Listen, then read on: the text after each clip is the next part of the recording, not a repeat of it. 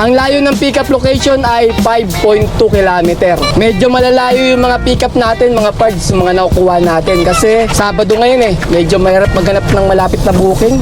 Kaysa kukuha tayo ng ng malayuan, minsan isang booking lang kasi puno na. Kumukuha lang ako ng malayuan kapag matumal mga parts. Mahirap din kumuha sa Manila. Ginagawa ko, lumalayo na kami ng mga bandang mga probinsya para medyo maselan yung sakay natin, mga painting. Baka masira pa natin. Tingin natin. Paintingin mo ulit. Ayun daw. Pag nasira, ipaintingan daw ulit ni tatay.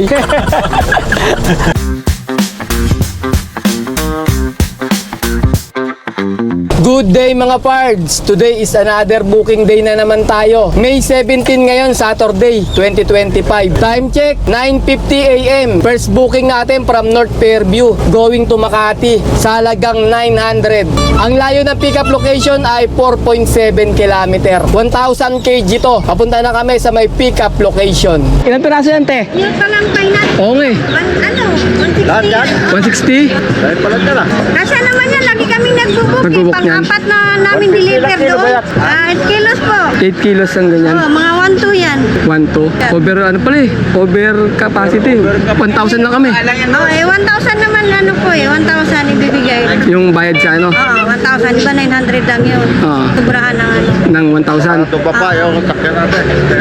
Kaya, Yung buwat Ayun na, sabi mo 200. ano ko na lang, dami pala niyan Bababa doon. Sige, iba na lang Sige, Cancel na lang? cancel na lang, pasensya na. Ang dami. Mahirap buhatin yan yung pahinanti ko. Lalabas. Cancel na cancel na lang doon na, ibang lalamog na lang sir, pasensya na kayo. Kasi hindi naman sila reklamo. ito bubuhatin pa doon. Hindi kasi pahinanti, senior na Dapat malakas. Hindi, kasi yung bayad nyo rin sir, kulang kasi yung buwat yung usapan namin yung buwat niya kasi may bayad talaga yung buwat. Pero yung bubuhatin namin ng ganyan, mahirap yan Malaki? Tapos dami. Sige po ma'am, pasensya na ma'am. Okay mga pard, change booking tayo, palit tayo ng ibang booking. Nakakuha na ako, tawagan ko muna. Hello, good morning ma'am, lalamove ma'am. Ma'am, tatanong ko lang ma'am kung ano pong papadeliver. Ano kasi to 4 meters long. Opo. So, nakabukas Yung bintana, siya may driver po. Ano ba yung mga tubo ma'am? Tubo po, mga tubo. PVC baseboard. Kakasya naman ma'am sa bintana ko ma'am kapag pinatong natin sa bintana. Kasya po. Pasa po. Sige ma'am, papunta na ako ma'am. Punta ako dyan sa inyo. Okay, sige. Okay, ma'am. Salamat ma'am. Ito yung kapalit mga pards. Time check tayo. 10:08 AM. First booking natin from Greater Lagro going to Pasig sa halagang 869. Ang layo ng pickup location ay 900 meters. 1,000 kg to Papunta na kami sa may pickup location. Yung first booking namin mga pards, madami. Mga buhangin ba yun? Ay lupa. Lupa sa mga halaman. Ang gagawin, bubuhatin kasi namin yon sa drop off tsaka dyan sa may pickup. Pinag-uusapan pa nga namin kasi napag-usapan nga isa lang. Kala ko konti lang. Magdalagdag sana ako ng buhat. Gagawin ko 2 pang pahinante kasi nga madami. Ngayon, hindi pa ako nagpapaliwanag yung isa. Cancel na yan, maarte. Pag ganyan maarte, cancel na yan. Gumanon na agad yung isa ron sa may nakaupong lalaki. Yung babaeng kausap ko, hindi naman siya nakikisawsaw sa usapan. Papatagdagan ko sana, hindi naman sila magbabayad, di ba? Yung drop off naman Patadagdagan ko sana ng 200 para 400 yung buhat. Kasi mahirap yun, yung dami nun Tapos 8 kilo isa. Isa lang ang bayad, ang dami ng bubuhatin. 3 ma'am. Ma'am, testing na namin yung isa ma'am. Tay, testing natin tay. Pero nakapag-book na ako niya ng ganyan. Mas marami yung 40 yung dati. Nagkasya po sa may butas. Ay, ilang piraso ba isang ganito? Hindi, bali 3 bundle na ganyan. Isang bundle. Sige, try niyo po. Try natin tay. Kasi tatay, hindi na siya sa harapan. Sa likod na lang. Hindi pa tay, mahaba to. Dulo. Sa gilid. Yan. Sakto lang? Pasok ha? Oo. Ayan.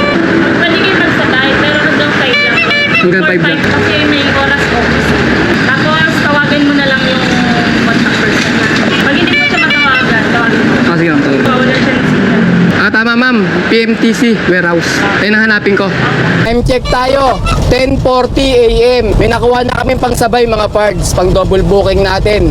From San Bartolome going to Taguig sa halagang 814. Ang layo ng pickup location ay 5.2 kilometer. 300 kg to. Papunta na kami sa may pickup location. Medyo malalayo yung mga pickup natin, mga pards, mga nakukuha natin. Kasi Sabado ngayon medyo mahirap maghanap ng malapit na booking. Marami siyang booking kaso nga malalayo malayo yung mga pickup na binabato sa amin. Kaya tsaga-tsaga, kahit na malayo yung pickup, basta may masabay tayo, okay na yun, goods na yun mga pards. Ayan na mga pards, na-pick up na namin yung second booking, yung shawarma pickup. Okay mga pards, na-pick up na namin yung shawarma, second booking. Bawal na mag-video eh, pinabura sa akin yung video doon sa may, kahit sa loob ng sakyan, bawal daw. Kaya papunta na tayo ngayon mga pards sa may drop-off. Ito muna, unang dideliver natin. Papunta to ng Pasig. Ang layo ng drop-off location ay 22 km.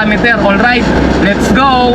Ayun, dala natin booking mga pards, dalawa. Nagkakalaga siya ng 1,680. Di ba okay na rin mga pards yung dalawang booking natin? Kasi yung pinakamalayo natin, Taguig lang. Ito, baka bandang Bikutan lang to eh. Kaysa kukuha tayo ng ano, 'di ba, ng malayuan, minsan isang booking lang kasi puno na pagka kumuha ka ng malayuan. Madalas talaga pagka malayuan ay puno yung papadala sa iyo. Kasi sinusulit nila yung biyahe dahil nga malayuan, kaya pinupuno na nila kadalasan. Kaya mas maganda pa, mag-double booking ka na lang ng medyo malapit. Huwag naman yung sobrang lapit kasi pagka double, triple, sobrang lapit niyan. Minsan nagreklamo yung mga customer.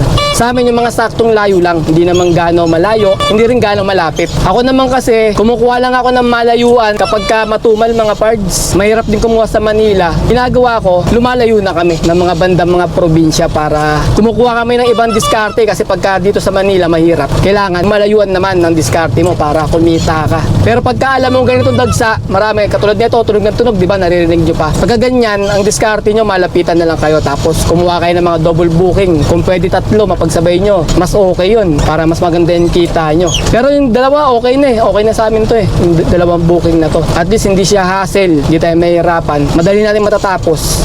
Tapos makakuha ulit tayo ng mga pabalik na booking naman.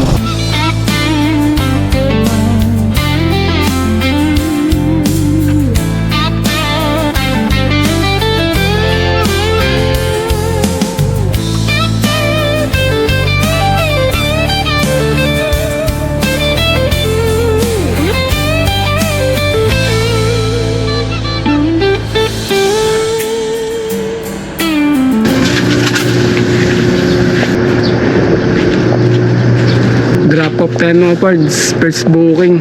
Sige. Okay, tapos na natin i-deliver yung first booking natin. Papunta naman tayo sa may second booking drop-off. Ang layo ng drop-off location ay 16 km. Alright, let's go! Minsan talaga, pinapriority namin yung mga client namin. Gaya nito, ang oras na ba tayo? 1:16 PM. Pa kami nananangalian ni tatay. Ayan, bumalik si tatay ng ulam sa may dyan sa labas. Ito yung pinakamahirap hanapin sa lahat eh. Pag naghahanap ka ng ulam, kung minsan, ang hirap maghanap ng karinderya sa mapupunta mong lugar. Kaya minsan, late na kami nakakain ni tatay. Diba tay? Mas mahal natin yung kliyente natin. Siyempre. Di ba hindi na kami kumain? Ma-deliver lang namin yung mga pinapadeliver nyo. Ganyan namin kayo kamahal. Tapos ginaganito nyo kami. Nandito kami ngayon sa may Ortigas Extension. Extension ba to tay? Oo. Oo, tama. Ortigas Extension na to. Kasi na, bandang ano kami, nasa may bandang Rosario, Pasig. Medyo matraffic palabas. Paglabas ng Ortigas dyan, kakaliwa kami ng C5. Ang deliver natin, papunta tayo ng FTI, Taguig. Itong mga shawarma, doon natin di-deliver to mga pards. Sa may C5 na tayo mga pards. Patawid to ng Bagong Ilog, Pasig. Traffic. Panginoon po Malayar, gagamitin ko na po ang ating time space warp. Ngayon din.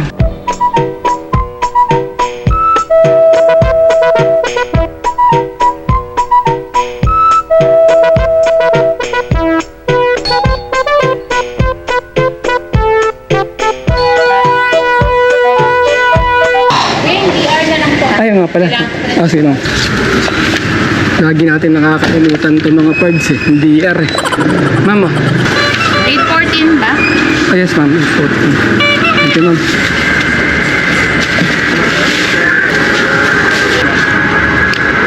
Ano na tayo? Salamat ma'am ah. Okay mga pards, 2:18 PM. Natapos na namin dalawang booking namin, kakatapos lang namin. Bale, kakain muna kami ng tanghalian ni tatay. Ngayon lang kami makapagtanghalian. Tinapos muna namin yung dalawang booking namin bago kami manananghalian. Time check, 2:38 PM. May nakuha na kami pangatlong booking from Makati going to Manresa sa halagang 603. Ang layo ng pickup location ay 4.1 km.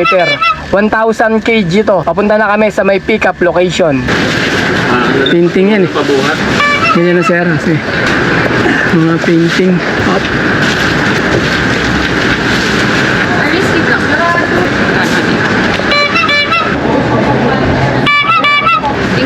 sa inyo po yun. Ayun, salamat ma'am. Sakto na yung LC na. Okay, third booking, na-pick up na natin. Papunta na kami ng drop-off location. Ang layo ng drop-off location ay 15 km. Alright, let's go! Itong third booking mga parts, dediretso na namin to kasi medyo maselan yung sakay natin, mga painting. Baka masira pa natin. Mamaya, mahal yung mga bentahan yan. Magabono na naman si tatay. Pabayaran ng tatay pag nasira yan. Tingin natin. Paintingin mo ulit. Ayun daw. Pag nasira, pipaintingan daw ulit ni tatay. Artist naman to eh. National artist, legend. May paraan pa pagka nasira. Nasa may ano kami ngayon, Chino Roses. Magano kami, Osmeña Highway. Papunta tayo naman Manrese. Kaya dadaan tayo ng Osmeña Highway para mabilis. Traffic sa EDSA ngayon eh. Nakita ko sa map, kaya dito namin pinili dumaan. Ilang araw na tayo no? Lagi maaga tayo nakakauwi, no? Yung mga biyahe natin. Ayun ang maganda eh, pagka maaga ka nakakauwi, tapos may kinita ka na mga parts. Ano oras kami lumalabas? Minsan 9:30 na. Tapos makakuha kami mga alas 10 na ganyan. Tapos nakakauwi pa kami ng maaga, may kita na. Eh paano pa kung sasagad ka pa ng oras? Paabot ka pa ng mga alas 10 tayo, di ba? Matatagdagan pa yung ano mo, kita mo nun. Kaya okay na rin. Yung ganitong trabaho namin ni tatay, pa ano lang, parang pa banjing lang. Nakakauwi na kami ng ano. Sabihin mo tagpa 500 kami, malinis, di ba? Okay na. Saan mo pupulutin yung 500 ngayon sa kalsada? Di pa tayo pagod. Ayaw mo pa ng ganon, no? Di ba tayo? Ang ganda na yun. Ayaw mo pa ng, di ba, 500 pesos malinis. Pwede na yun kasi kumain tayo, di ba? Libre kain na yun eh. Eh kung ano, sa minimum tayo, ganun din eh. Mamasahe ka, kakain ka, mapapagod ka pa sa biyahe, sasakay ka pa ng mga ano, minsan ang hirap pa sumakay. Pagod ka na rin dun pa lang eh. Eto, di ba ganito, hindi namin magko-commute, nakasakay na kami sa sasakyan. Hindi namin maghahanap pa ng sasakyan. Nasasakyan namin, eto na eh. Ito yung trabaho namin, kasama na yung sasakyan. Sinama na namin yung sasakyan sa trabaho namin. Medyo madilim dito, nasa ilalim tayo ng ano eh, ng Skyway, Osmeña Highway. Ayan mga parts, oh, Osmeña Highway. Tapos pagkanan mo dyan, Quirino Highway na yan, Quirino Highway.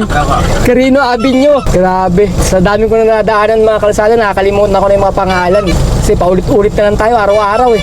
Kaya nagkakapare-pares na yung pangalan ng mga highway na nadadaanan namin. Quirino Highway. Ito naman pala, Quirino Avenue. Minsan Magsaysay, minsan Makapagal. Wala na, nakahalo-halo na namin yung tawag dun eh. Minsan yung Makapagal, tatawag namin Magsaysay. Yung Magsaysay, tatawag namin Makapagal. Diba? Ito, ganito, Quirino. Natawag ko ng Quirino Highway eh. Kasi lagi nadadaanan eh. Kaya minsan na ano tayo eh, nalilito na tayo sa kalsada. Kaya nga pagka kunwari magpapatid ka sa akin, sabihin mo, doon ako sa may Doña Soledad Avenue. Mag-isip pa ako niyan eh. Doña Soledad Avenue. Saan ba yun? Pero subukan may senyas. Alam ko na yun. Kasi mas alam natin yung lugar eh, kaysa pangalan ng lugar eh. Kasi pangalan ng lugar nakakalimutan natin eh. Pag alam mo na yung lugar, dyan yung katabi ng ng SM Bikutan. Doon pa rin Doña Soledad. Diba? Pag nagbigay ka ng landmark, alam na natin yan. Pero yung minsan yung mga street mga ganyan, nakakalimutan natin yan sa dami ng lugar na magkakaparehas din mga pangalan eh. Walang tayo ng pangalan. Pero yung landmark, sabi mo may simbahan na doon, ganyan. Sa ano yun, di ba? Masasabi mo na agad, alam mo na. Nagtaan Bridge na tayo mga pards. O mas kilala sa tawag na Mabini Bridge.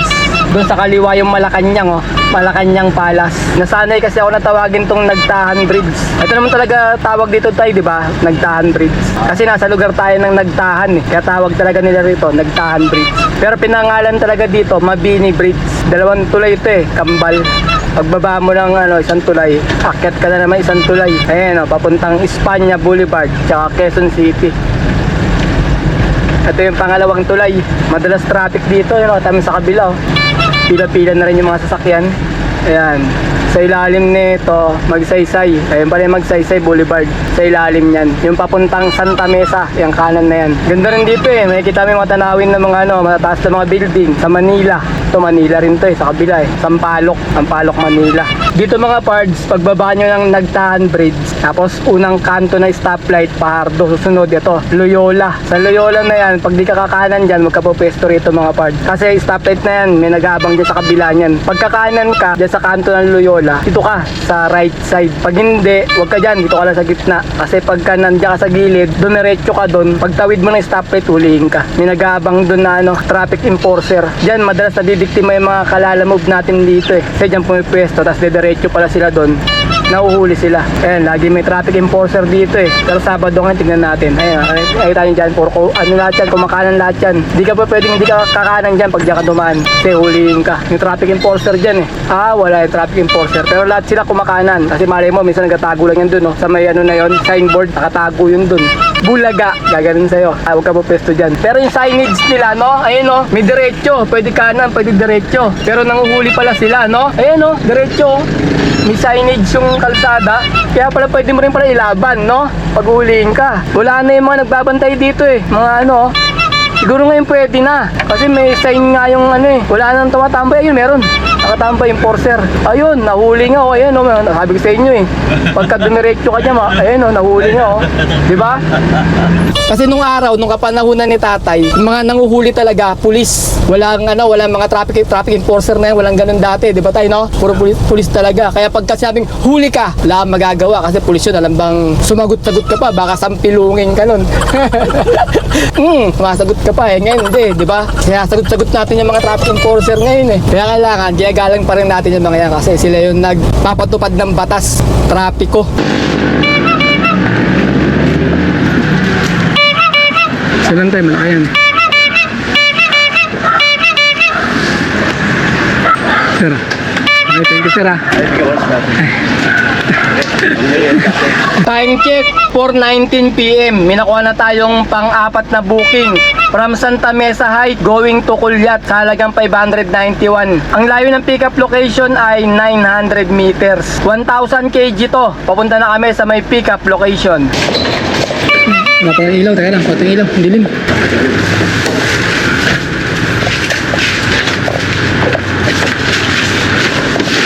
Okay, na-pick up na natin yung pang-apat na booking natin. Papunta tayo ng drop-off location. Ang layo ng drop-off location ay 12 km. Alright, let's go!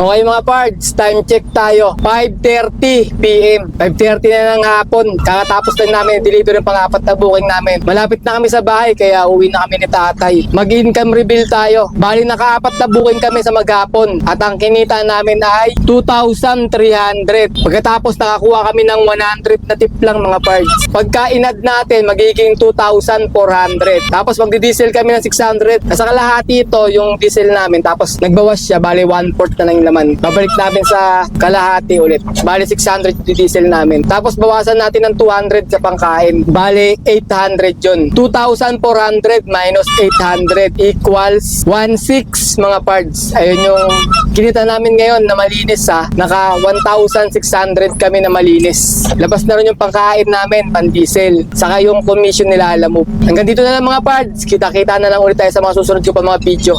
Maraming salamat.